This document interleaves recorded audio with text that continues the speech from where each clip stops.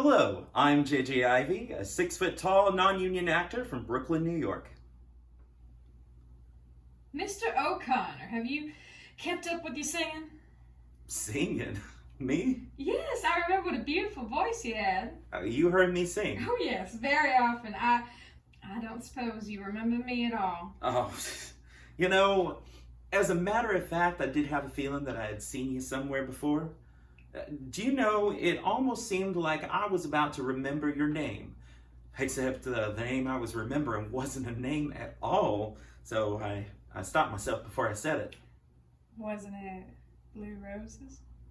Blue Roses! Oh my gosh, yes, Blue Roses. You know, I didn't connect you to high school somehow, but that's where it was, wasn't it? In high school? Gee, I didn't even know you were Shakespeare's sister. I'm sorry. I didn't expect you to. You barely knew me. But we did have a speaking acquaintance. Yes, we spoke to each other. Say, didn't we have a class in something together? Yes, we did. What class was that?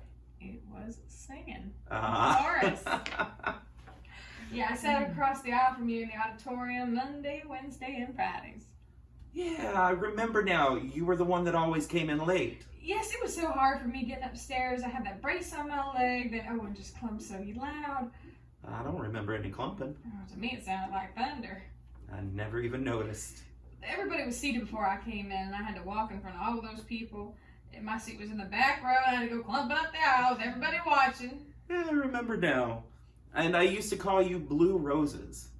And now, how did I ever get started calling you a name like that? Well, I was out of school a little while with pleurosis, and when I came back, you asked me what the matter was, and I said pleurosis, and you thought I said Blue Roses, so she always called me after that. I hope you didn't mind. Oh, no, I liked it. You see, I wasn't acquainted with many people.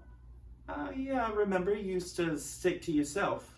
Never did have much luck making friends. Well, I don't see why you wouldn't. Well, I started out badly.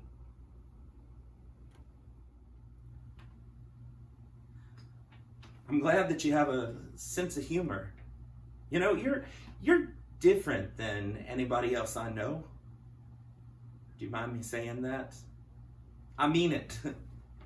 You make me feel sort of, I don't know how to say it.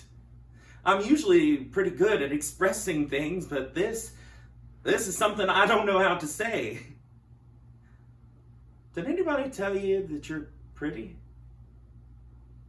Well, you are. And in a different way than anybody else. And all the nicer because of the difference. Boy, I wish you were my sister. I'd teach you to have confidence in yourself. Being different is nothing to be ashamed of, because other people aren't such wonderful people. They're 100 times 1,000. You're 1 times 1. They walk all over the earth, and you stay right here. They're as common as weeds, and you're Blue Roses. But blue is wrong for roses. It's right on you. You're pretty. In what respects am I pretty? In all respects. Your hair, your eyes, even your hands are pretty. Oh, you think I'm saying all this because I'm invited to dinner and I have to be nice? Oh, I could do that. I could say lots of things without being sincere, but I'm talking to you sincerely.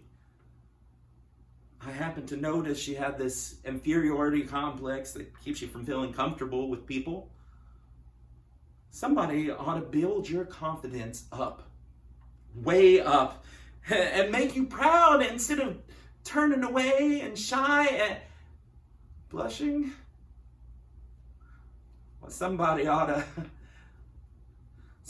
to kiss you, Laura. Oh, gee, I shouldn't have done that. That was way off beam. Oh, would you care for a cigarette? You don't smoke, do you? How about a mint? Peppermint, lifesaver? My pocket's a regular drugstore. Laura, you know, if I had a sister like you, I'd do the same thing as Tom. I'd bring Phyllis home to meet you. maybe I shouldn't be saying this. That may not have been the idea in having me over, but what if it was? There's nothing wrong with that. The only trouble is, in my case, I'm not in a position to... I can't ask for your number and say I'll phone. I can't call up next weekend, ask for a date. I thought I better explain the situation before, in case you misunderstood and I hurt your feelings. You won't call again?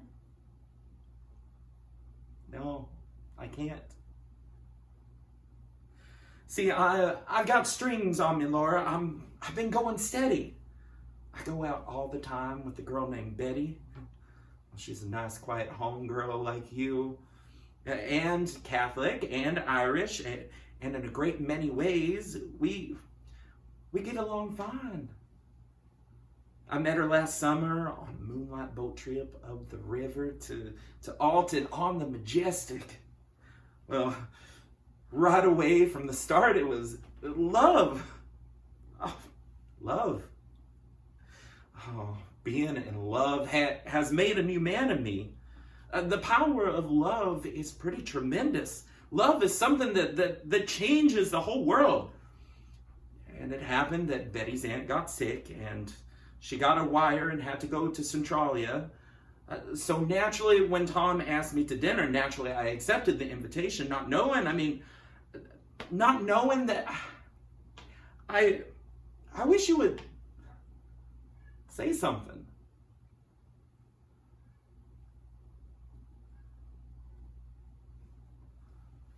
What are you doing that for?